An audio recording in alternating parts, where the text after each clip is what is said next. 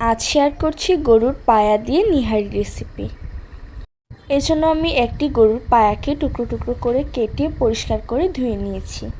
প্রথমে দিয়ে দিচ্ছি কিছু আস্ত গরম মশলা, 2টি তেজপাতা, 3টি দারুচিনির টুকরো, 5টি এলাচ এবং 3টি লং, 1 কাপ পেঁয়াজ কুচি, 1 চামচ আদা রসুন বাটা, পরিমাণ মতো লবণ, হাফ চামচ জিরা গুঁড়া, হাফ চামচ ধনিয়া গুঁড়া, হাফ চামচ হলুদ গুঁড়া, 1 চামচ মরিচ গুঁড়া, সাথে দিয়ে দিচ্ছি 3 টেবিল চামচ রান্নার রেগুলার তেল।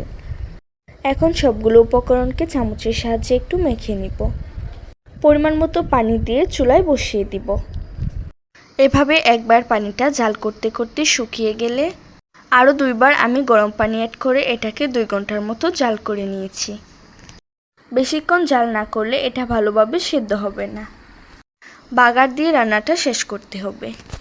এখানে আমি 4টি পেঁয়াজ ও 2টি রসুন বাগারের জন্য ব্যবহার করছি। বেরেস্তার মতো সুন্দর একটা কালার চলে আসলে নিহারির মাঝে দিয়ে দিব। এখন এর মাঝে অ্যাড করে দিচ্ছি হাফ চামচ গরম মশলার গুঁড়া। এ পর্যায়ে চুলা থেকে নামিয়ে নিব। সহজ পদ্ধতিতে তৈরি করে দেখালাম গরুর পায়া দিয়ে নিহারি রেসিপি। ভিডিও ভালো লাগলে লাইক শেয়ার করে পাশেই থাকবেন। আল্লাহ হাফেজ।